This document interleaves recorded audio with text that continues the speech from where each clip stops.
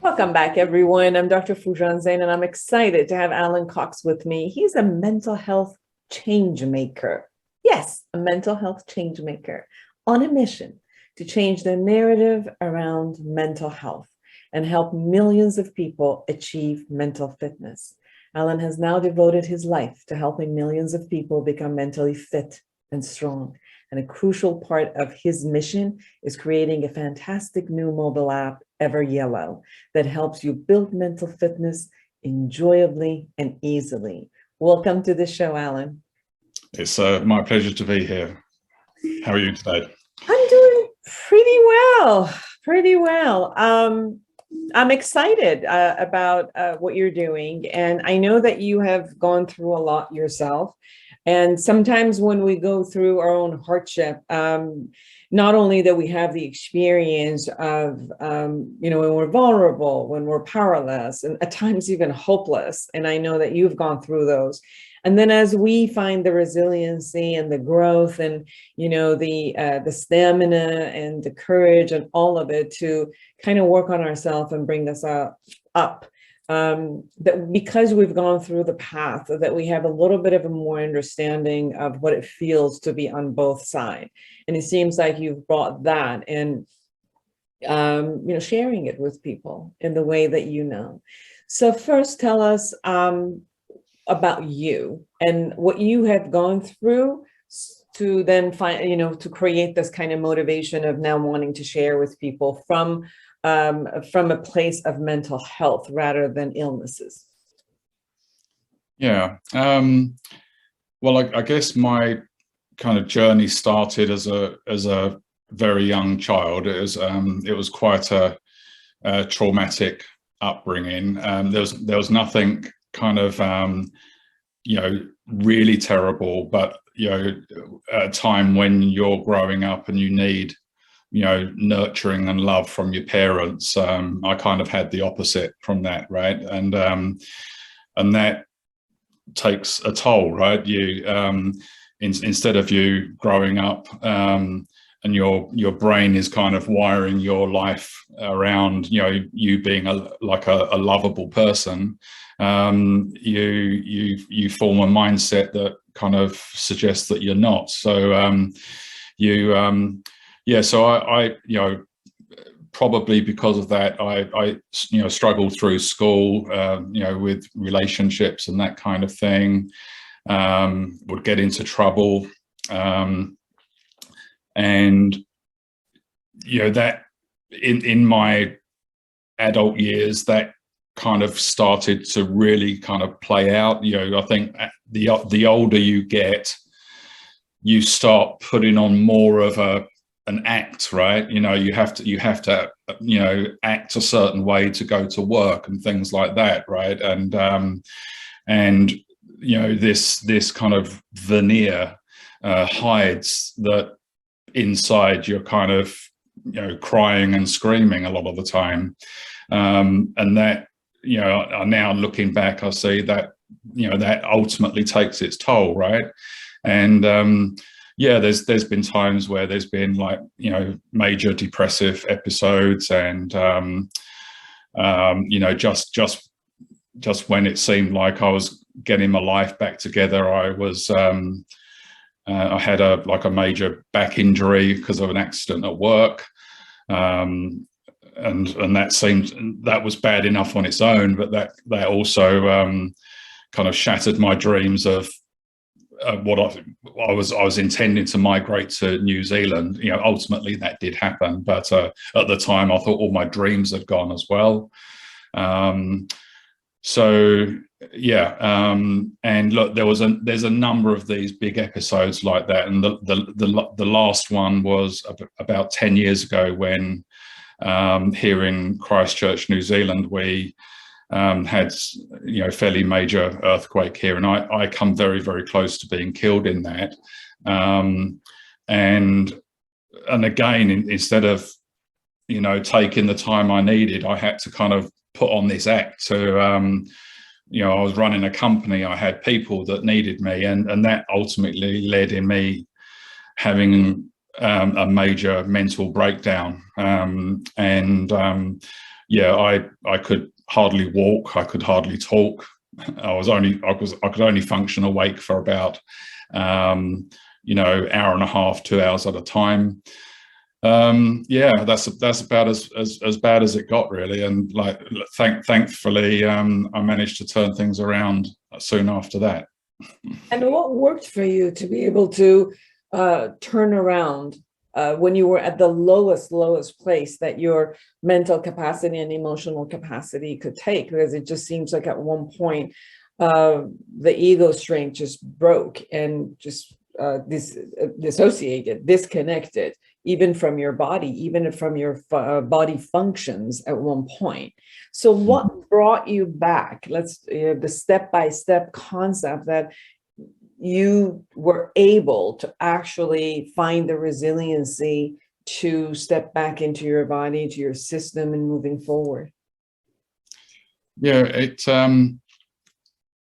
so I guess to put, like, there's a very interesting story around this, and to put the story into context, it's kind of good to kind of explain your mindset when you're in that situation. And at that time, I had just really no concept really of what was going on in my brain. I just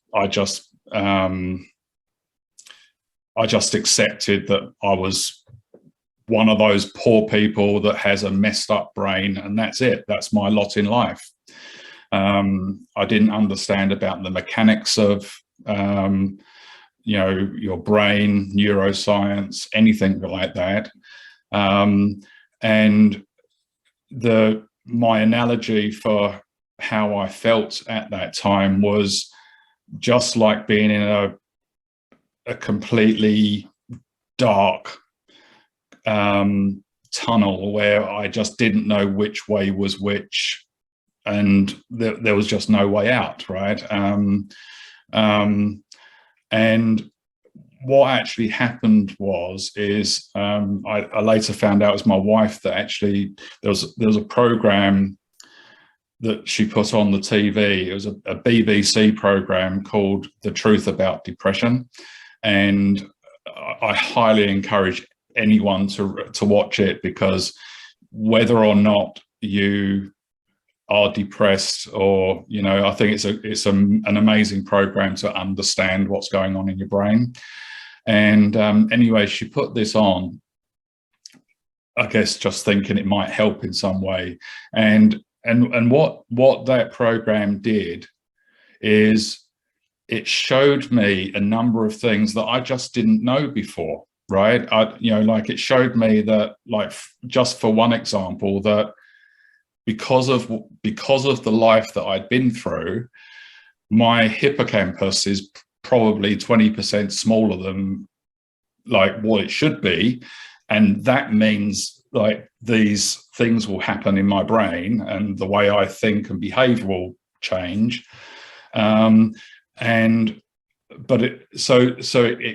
Number one, it showed me that the way I was feeling wasn't really because my brain and I was broken. It was more of like, it made sense to me, right? And the second thing is it showed me that actually there's a pathway to normality, right? And going back to that analogy of being in the tunnel, a light came on at one end, like, it wasn't a big light. I didn't suddenly go from being terribly unwell to being well, far from it. But I got that sense of there is a way, right? And it was really that led me on my path of discovery, really, And so, yeah, I mean, people say that, like, I drew on my resilience and things like that. I just don't see it like that. I think all human beings have an innate desire to live, right? And but the trouble is most of us just don't have the knowledge and the skills and like learned behaviors to live properly. And really it was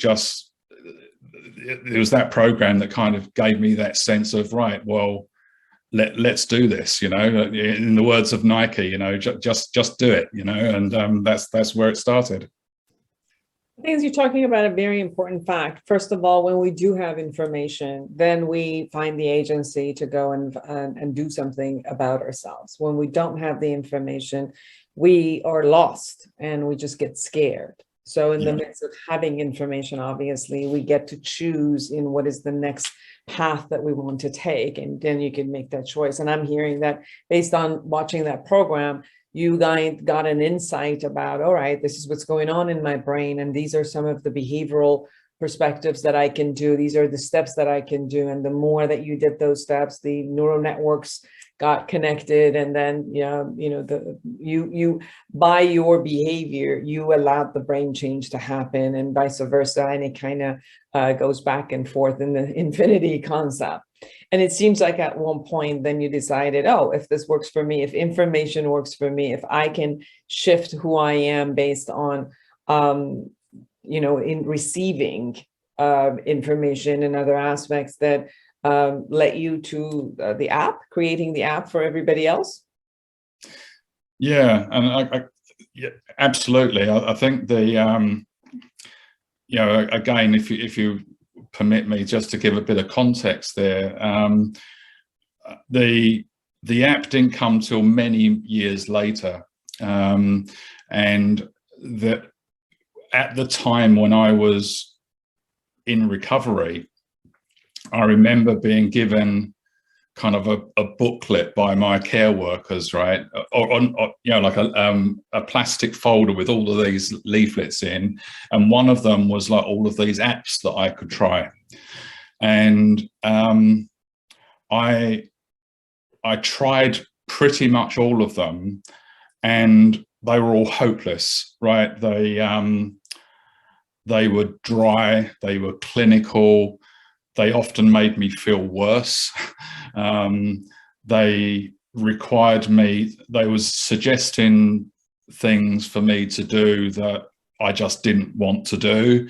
Like when you can barely function for a couple of hours and you can't drive, it's not very helpful to hear something say, go and take a walk in nature, right? I can't do that. So I already knew that, like, there's a real disconnect with what people really need and what's being provided. And I think it was about 5 years after the event that there was just all of this media around the rise in mental health problems, people like Avicii and Anthony Bourdain committing suicide and things like that. And that's when I kind of decided I want to do something. And I come from a long background in design thinking and what have you. And I really felt that there was really two really important things that I wanted to do. Is, first of all, I wanted to create an app that actually works. I needed it to be something that isn't just being created for a money-making idea, or it actually makes people kind of grow, and is really easy and enjoyable for people to use, and that's what we set out to do with Everyellow. And we've had that in the app stores now for just over a year, and in the last year we've been hyper focused on just making sure that it really works for a wide variety of people, and yeah, we're kind of really delighted by just how effective it is, and the kind of feedback we're getting. It's I must say it's kind of exceeded all expectations, which I'm really pleased about. Why call it ever yellow? Well, yellow is the color of happiness, right? It's the color of, it's the and it's so I kind of always think that the sun is always there, right? Whatever you're going through, the sun is ever there, right? And it's not about being always happy, because that's not the goal. But ever yellow is that kind of aspirational thing that whatever you're going through in life, there is always yellow there, right? And there's always happiness to be found. So what could people expect when they subscribe to Ever Yellow? So the app experience is actually really beautiful, I think. To kind of put it into context, imagine two different audio streams. One is a series of different people speaking different things, but they're speaking in a way that they're connecting with you as an individual, right? And then the second stream is the backing music, right? Now, both of those streams we generate every single time you press play, so you never hear the same thing twice.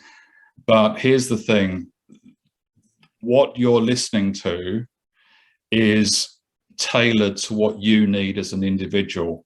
When you first download the app, we take you through a very, very simple questionnaire that takes about 60 seconds or so to complete.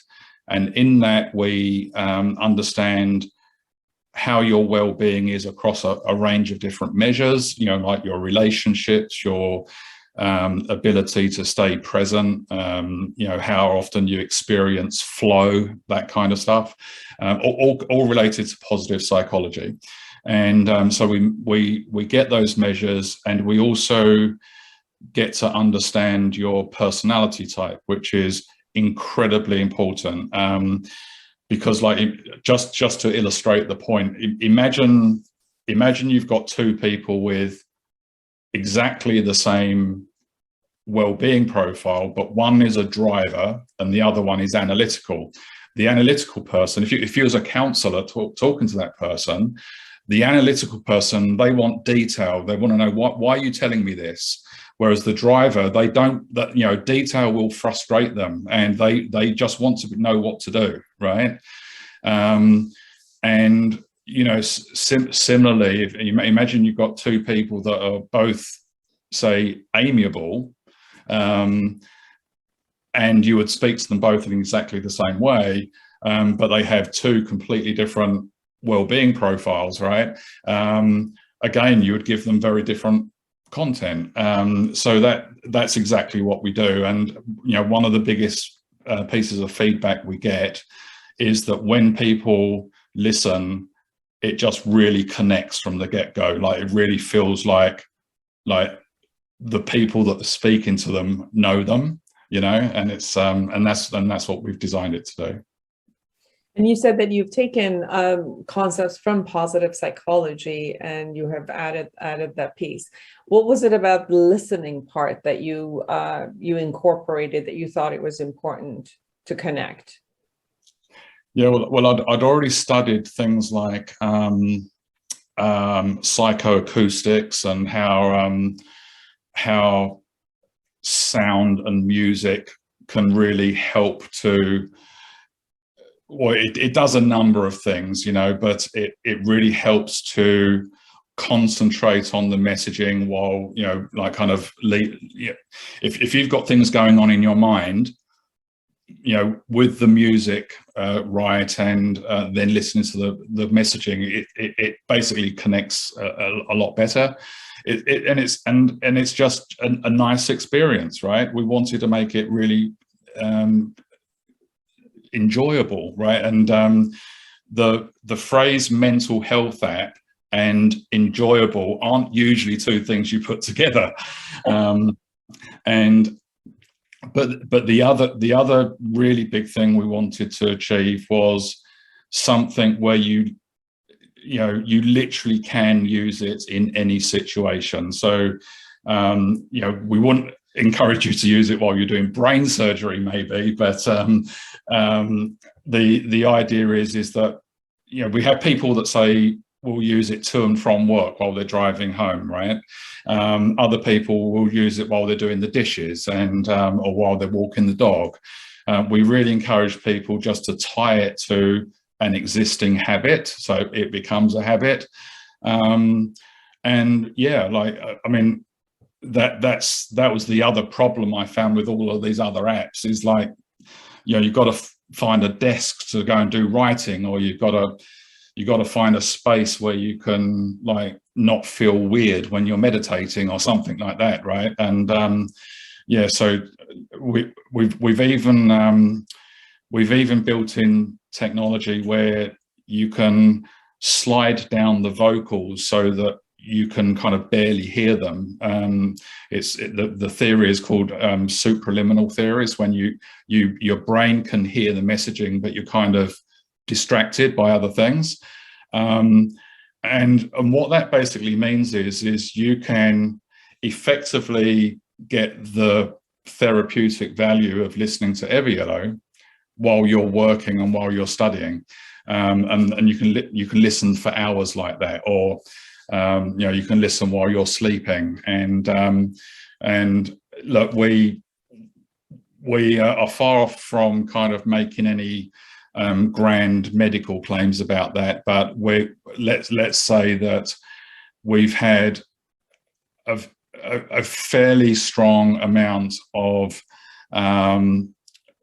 feedback from people that have only used it in that way, and they come to us all excited and surprised by that they tell me their story. Like, there was one guy that said that it was an accountant, right? And every so often work would start building up, and when work starts building up, he would get stressed, and the stress would cause him to be less efficient. And then what he said was, within a few days or so, he'd be down the rabbit hole, and he'd probably have to call in and take some time off. But he said, I've been using Everyellow for a couple of weeks now, and this happened again. Work started building up, and then all of these messages came back to me that said, oh no, just do this, just do that, look at it this way, or whatever the messages were. And he said, and I didn't go down the rabbit hole. I'm fine. I'm carried on. And I said, oh, that's wonderful. Thanks very much for sharing your story. He said, no, that's not the bit I'm excited about. He said, I can't believe how it's worked, because I've never listened to it with the voice up, and so yeah, we're getting lots of stories like that. So that's quite exciting. Beautiful. And how are you doing in life? I think you've always got a way to go, right? I use the analogy, if it's a gross oversimplification, but if you think of well-being as being like a spectrum between, say, 1 and 10, right, where 1 is you're in a very bad place, and 10 you're probably floating off the floor or something. What many people don't realize is that the vast majority of people are around a 5, 5.5, and our data shows that really clearly. I would probably say that I'm somewhere between an 8 and a 9. So I'm like that. It's not. I don't say that just because of the way I feel. It's the way it's basically, I now have a wiring in my brain that allows me to function in a way that I never could before. I'll give you an example that literally just happened. It was yesterday, and I was walking to work. I take my dog to work, and this guy in a car just jumps out of the car, comes up to me, and is like really angry looking, and is offering to fight me, right? And I think, like, for most people, and certainly me before, I would have been shaking. I would have had huge anxiety. I would have, and that fight or flight thing and all that kind of stuff. And I was just able to calmly look at him and say, no, I don't want to fight you. I just kept it real cool, and he went away, and I then walked away, and that incident was gone. I didn't think about it anymore. And that is an example of like the kind of power you get, and I call it a Teflon effect. It's like nothing's anything kind of goes away. Yeah. If you, Alan, if you have, we have 1 minute for you to share something that we haven't shared and you really want everybody to know about you or about the app. It's kind of hard to share one thing because you kind of don't know where everyone's at, right? But I guess the main thing to share is I'd really love people to just somehow take a look at where are they at really, right? Go online and look up, say, positive psychology, and there's like 6 principles, or depending on what site you get, where you can kind of measure yourself against like where are you in terms of having positive relationships in your life? Where are you in terms of all of these things? And really knowing where you are, I think, is the biggest first step to knowing where you could be, right? And I've seen the data, right? Most of us aren't in a great place, right? And I just think that if we move everyone up a few notches, and hopefully Ever Yellow will play a part in that, but if we can move everyone up, it just will benefit not only the individuals in their own like enjoyment of life, performance, and what have you else. It's gonna help the world, right? Yes, absolutely. Alan Cox, everyone, and the app is called Ever Yellow. And is it in App Store, Apple Store, and the Android? It is. Both. All right. Beautiful. Well, thank you so much, Alan Cox. Remember, everyone, go to the App Store or your Android and get Ever Yellow app, and get yourself from maybe a number of 0 to 2 or 3, all the way to 8 and 9 of happiness and fulfillment. It was a joy to have you in our show, Alan.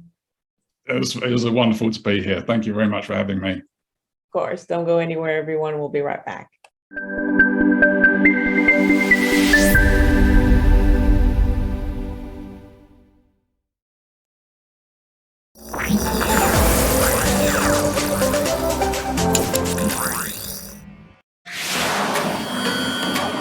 Togetherness Media. Togethernessmedia.com.